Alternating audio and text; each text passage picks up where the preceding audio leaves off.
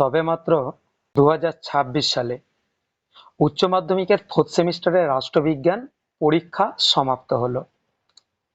আর প্রশ্নপত্র যা বলছে তাতে কিন্তু 100% কমনের রেকর্ড। আমি রাষ্ট্রবিজ্ঞানের যে সাজেশন গুলো অলরেডি দিয়েছিলাম, সেখানে তুমি 6 মার্ক বলো বা 4 মার্ক, এর বাইরে কিন্তু কোনো প্রশ্নই নেই।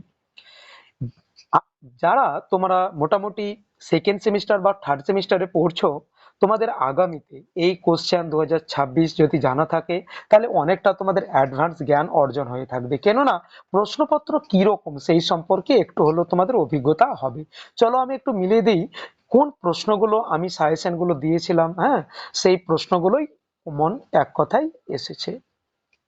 প্রথমত তোমরা দেখতে পাচ্ছ এখানে পলিটিক্যাল সায়েন্স সেমিস্টার 4 2026, একদম ফার্স্ট পেজ। এটা তোমাদের 4th সেমিস্টার কোশ্চেন পেপারের। দেখো প্রথমেই তোমাদের লেখা আছে বিভাগ ক 5 × 2, মানে 2 নম্বরে 5টা করতে হবে। 1 নম্বরে দেখো লেখা আছে দুটি প্রশ্নের মধ্যে যে কোনো একটি প্রশ্নের উত্তর দাও। এ, আন্তর্জাতিক সম্পর্কের সংজ্ঞা দাও। একদম ইম্পর্টেন্ট এবং কমন প্রশ্ন ছিল এটা। আর দ্বিতীয় বি লেখা আছে এখানে দা 20 ইয়ার্স ক্রিসিস 1939 গ্রন্থটি কে কত সালে লিখেছেন। দ্বিতীয় নাম্বার দাগে দুটি প্রশ্নের মধ্যে যে কোনো একটি প্রশ্ন লেখা আছে এখানে ব্রেক্সিট বলতে কি বোঝায়। বি, শার্ক এর পূর্ণ রূপটি কি, পুরো নাম কি। একদম সোজা ইজি কোশ্চেন ছিল। 3 নাম্বার দাগে লেখা আছে দেখতে পাচ্ছ দুটি প্রশ্নের মধ্যে যে কোনো একটি। এ, ভারতের রাষ্ট্রপতি তার পদ থেকে কিভাবে অপসারিত হন, একদম ইমপিচমেন্ট পদ্ধতির মাধ্যমে। বন্দি প্রত্যক্ষীকরণ, আদালতে সশরীরে হাজির করা। এই প্রশ্নগুলোর অ্যান্সার মোটামুটি বলেও দিচ্ছি। তোমাদের 4 নম্বর প্রশ্ন এখানে দেখতে পাচ্ছ 4 নম্বর দাগে দুটি প্রশ্নের মধ্যে একটি, ভারতের নাগরিক সমাজের আন্দোলনের যে কোনো দুটি বৈশিষ্ট্য চিহ্নিত করো।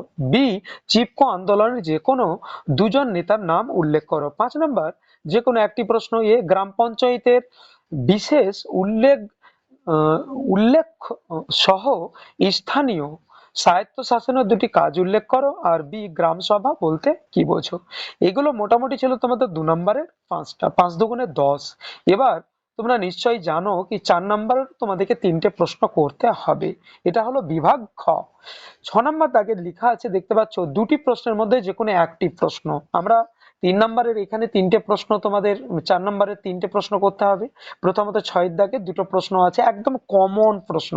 আমি বলেও দিয়েছিলাম একদম এই প্রশ্নগুলো ইম্পর্টেন্ট। যেমন এ, এটা 4 নম্বরের প্রশ্ন, আসিয়ানের সাফল্যের মূল দিকগুলি সংক্ষেপে বর্ণনা করো। আর বি, ইউরোপীয় ইউনিয়ন গড়ে ওঠার মূল উদ্দেশ্য। একদম দুটোই দিয়েছিলাম, একটা করতে হয়, দুটোই কমন। চলে এসো এবার 7 নম্বর দাগে, এটাও 4 নম্বরের প্রশ্ন।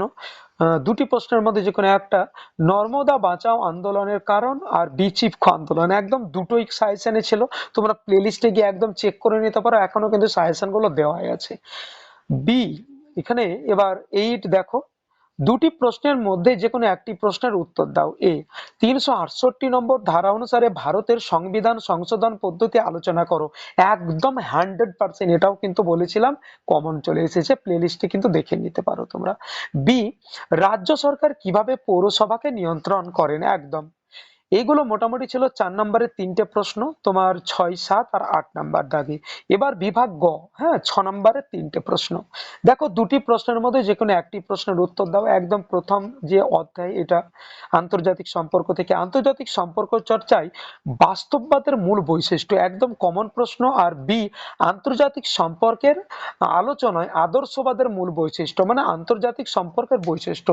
একদম কমন প্রশ্ন, একদম দুটোই। চলে এসো এরপরে তোমরা 10 নাম্বার দাগে, দুটি প্রশ্নের মধ্যে যে কোনো একটি প্রশ্নের উত্তর দাও। 2+4। 6 নম্বরে, এ, বিশ্বায়নের সংজ্ঞা দাও, এর মূল বৈশিষ্ট্য। একদম কমন প্রশ্ন, 100% দিয়েছিলাম এটা আমি। বি, বিশ্বায়নের অর্থনৈতিক দিক সম্পর্কে সমালোচনা করো। 11 নম্বর দাগে দুটি প্রশ্নের মধ্যে যে কোনো একটি প্রশ্নের উত্তর দাও। একদম কমন প্রশ্ন, ভারতীয় সংসদের দুটি কক্ষ, মানে লোকসভা এবং রাজ্যসভার সাংবিধানিক সম্পর্ক। একদম ইম্পর্টেন্ট বলেছিলাম, পড়েছে এই প্রশ্নটা। এবং বিটাও কিন্তু দিয়েছিলাম আমি সাজেশনে, ভারতের সুপ্রিম কোর্টের গঠন ক্ষমতা ও কার্যাবলী। মোটামুটি মোটামুটি এই প্রশ্নগুলোই ছিল তোমাদের রাষ্ট্রবিজ্ঞান 2026-এর একদম সম্পূর্ণ প্রশ্নপত্র। এই প্রশ্নগুলো একদম তোমাদেরকে মোটামুটি একটু আয়ত্ত রাখতে হবে, কেননা এর বাইরে কিন্তু প্রশ্ন মানে এগুলো বাদ দিয়েই কিন্তু 2000 মানে যখন তোমরা 27-এ আবার ফোর্থ সেমিস্টার দেবে, এগুলো আর থাকবে না। তো প্রশ্নের কাঠামোটা আশা করি তোমরা বুঝতে পেরেছো কিভাবে থাকছে, 4 নাম্বার বা 2 নাম্বার এবং সবশেষে 6 নম্বরের এই প্রশ্নগুলো কিন্তু কমন ছিল। এরকম ভাবে আগামীতে তোমরা যদি যারা পড়ছো আর কি সেকেন্ড বা থার্ড সেমিস্টারে রাষ্ট্রবিজ্ঞান বা দর্শন বা ইত্যাদি সাবজেক্টের উপরে বিভিন্ন রকমের কমন যুক্ত প্রশ্ন যদি পেতে চাও, তোমরা নতুন হয়ে থাকলে চ্যানেলটাকে একদম সাবস্ক্রাইব করে নেবে। তো ভালো থাকো, সুস্থ থাকো, দেখা হচ্ছে নতুন কিছু আপডেট নিয়ে আগামী